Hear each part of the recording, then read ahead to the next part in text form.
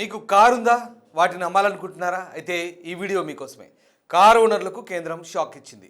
తమ కార్లను అమ్ముకునే సమయంలో టోల్ ఛార్జీలు పెండింగ్ ఉంటే కనుక వెహికల్ ఫిట్నెస్తో పాటు ట్రాన్స్ఫర్ సర్టిఫికేట్ కూడా రద్దు చేయబోతోంది. అయితే ఇలాంటి నిర్ణయం తీసుకోవడం వెనుక ఉన్న అసలు కథ ఏంటో ఇప్పుడు తెలుసుకుందాం. కేంద్ర ప్రభుత్వం టోల్ వసూల విషయంలో అనేక సంస్కరణలు తీసుకొచ్చింది. గతంలో ఫాస్టాగ్ రీఛార్జ్ మొదలు డిజిటల్ చెల్లింపుల వరకు అనేక కొత్త రూల్స్ ప్రవేశపెట్టింది. ఈ క్రమంలోనే జాతీయ రహదారులపై టోల్ వసూలు మరింత కట్టుదిట్టం చేసేందుకు కేంద్రం ఈ నిర్ణయం తీసుకున్నట్లు తెలుస్తోంది. నేషనల్ హైవేపై ప్రయాణించేటప్పుడు ఎలక్ట్రానిక్ టోల్ కలెక్షన్ సిస్టమ్తో రూపొందించబడిన ఫాస్టాగ్ ద్వారా టోల్ ఫీజులు చెల్లించకుండా ప్రయాణిస్తే అలాంటి వాహనాలపై ప్రత్యేక నిఘా ఉంచనుంది National Highway Authority of India. ప్రయాణించే సమయంలో టోల్ డబ్బులు చెల్లించకుండా ఉంటే దాన్ని అన్పెయిడ్ యూజర్ ఫీగా పరిగణించబడుతుందని తెలిపింది.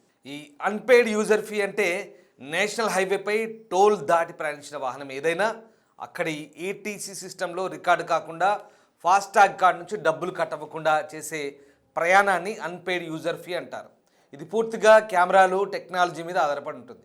అందుకే ఒక్కోసారి సర్వర్ లోపం లేదా ఫాస్టాగ్ బార్కోడ్ సరిగ్గా కనిపించకపోవడం వల్ల జరిగే తప్పిదంగా భావించాల్సి ఉంటుంది.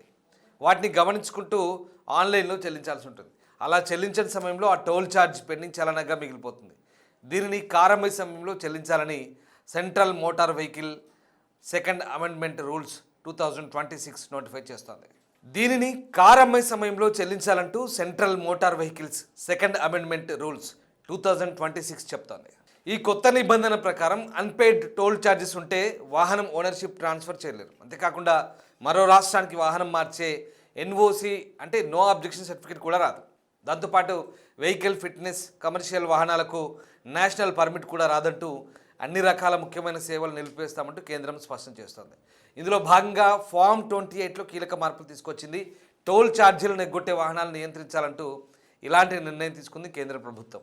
అంతేకాకుండా టోల్ వ్యవస్థలో పారదర్శకత, టెక్నాలజీ ఆధారిత వసూళ్లు, జాతీయ రహదారుల అభివృద్ధిలో భాగంగా ఈ నిర్ణయం తీసుకున్నట్టు చెప్తోంది.